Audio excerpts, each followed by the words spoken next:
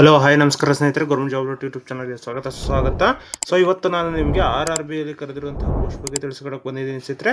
RRB ಅಂತ search ಮಾಡಿದ್ರೆ ಸಾಕು, ಈ ಒಂದು ಪೋಸ್ಟ್ ಓಪನ್ ಆಗುತ್ತೆ ಸ್ನೇಹಿತರೆ. ಓಕೆನಾ? ಸೊ ಇನ್ನೂ ಯಾರಾದರೂ ನಮ್ಮ ಯೂಟ್ಯೂಬ್ ಚಾನಲ್ನ ಸಬ್ಸ್ಕ್ರೈಬ್ ಮಾಡ್ಕೊಂಡಿಲ್ಲ ಅಂದ್ರೆ ಈಗಲೇ ಸಬ್ಸ್ಕ್ರೈಬ್ ಮಾಡ್ಕೊಳ್ಳಿ ಸ್ನೇಹಿತರೆ, ಯಾಕೆಂದ್ರೆ ಲೇಟೆಸ್ಟ್ ಅಪ್ಡೇಟ್ಸ್ಗಳು ಬಿಡ್ತಾ ಇರ್ತೀವಿ.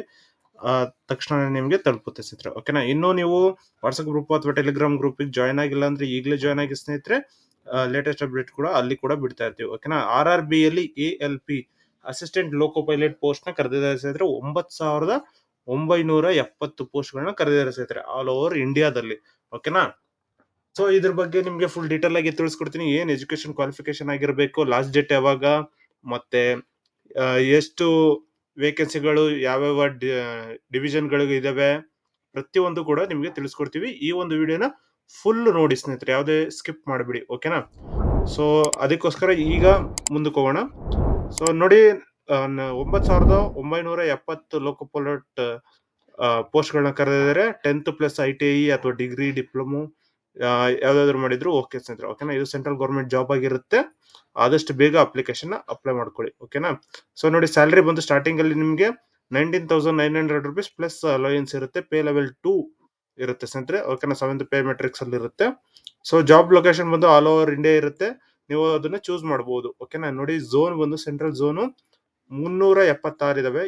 ಈಸ್ಟ್ ಸೆಂಟ್ರಲ್ ಝೋನ್ ಅಲ್ಲಿ 700 ಇದೆ.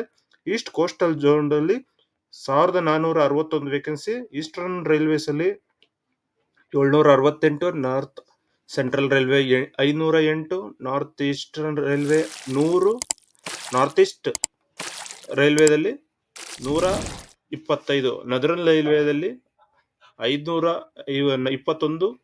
ಸೊ ನಾರ್ತ್ ವೆಸ್ಟ್ ಅಲ್ಲಿ 670, ಸೌತ್ ಸೆಂಟ್ರಲ್ 989, ಸೌತ್ ಈಸ್ಟರ್ನ್ ಅಲ್ಲಿ 568, ಸೌತ್ ಈಸ್ಟರ್ನ್ ರೈಲ್ವೆದಲ್ಲಿ 794, ಸದರ್ನ್ ರೈಲ್ವೆದಲ್ಲಿ 510, ವೆಸ್ಟ್ರಲ್ಲಿ 759, ವೆಸ್ಟರ್ನ್ ರೈಲ್ವೆದಲ್ಲಿ 885, ಮೆಟ್ರೋ ರೈಲ್ವೆ ಕೋಲ್ಕತ್ತಾದಲ್ಲಿ 225. ಓಕೆನಾ?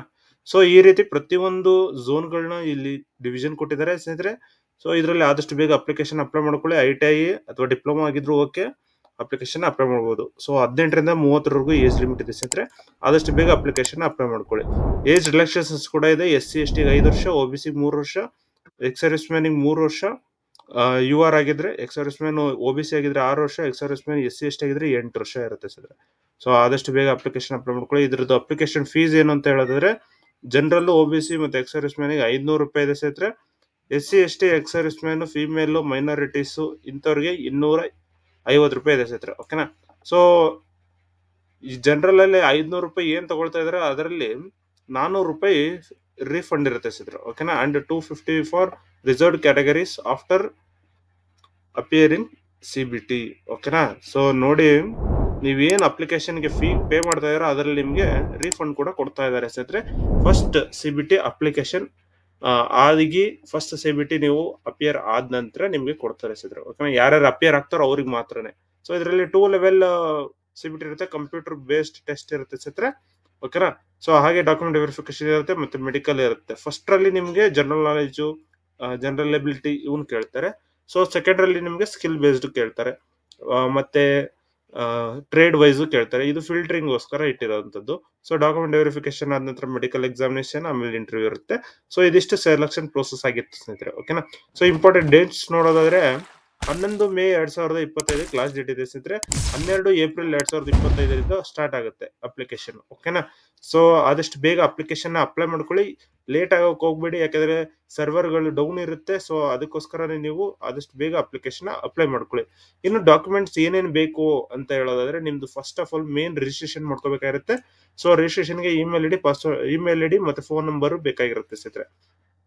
ಇದು ಒಂದು ಇಮೇಲ್ ಐಡಿಗೆ ಒಂದು ಪಾಸ್ವರ್ಡ್, ಒಂದು ಫೋನ್ ನಂಬರ್ ಮಾತ್ರ ಕ್ರಿಯೇಟ್ ಆಗೋದು ಸ್ನೇಹಿತರೆ. ಆಮೇಲೆ ಆಧಾರ್ ನಂಬರ್ ಹಾಕ್ತೀರಾ, ಅದಾದ ನಂತರ ಅದೇ ಅಕೌಂಟ್ ಫಿಕ್ಸ್ ಆಗುತ್ತೆ. So email ID, phone number compulsory correct ಆಗಿರುವಂತದ್ದು ಹಾಕಿ. ಓಕೆನಾ? ಹಾಗೆ ನಿಮ್ಮ ಅಕಾಡೆಮಿಕ್ ಏನೇನಿತ್ತು ಮಾರ್ಕ್ಸ್ ಕಾರ್ಡ್ಗಳು, ಈ ಮಾರ್ಕ್ಸ್ ಕಾರ್ಡ್ಗಳನ್ನ ನೀವು ಇಟ್ಕೊಂಡಿರ್ಬೇಕಾಗಿರುತ್ತೆ. ಕ್ಯಾಸ್ಟ್ ಸರ್ಟಿಫಿಕೇಟ್ ಬೇಕಾಗಿರುತ್ತೆ, ಆಧಾರ್ ಕಾರ್ಡ್ ಬೇಕಾಗಿರುತ್ತೆ.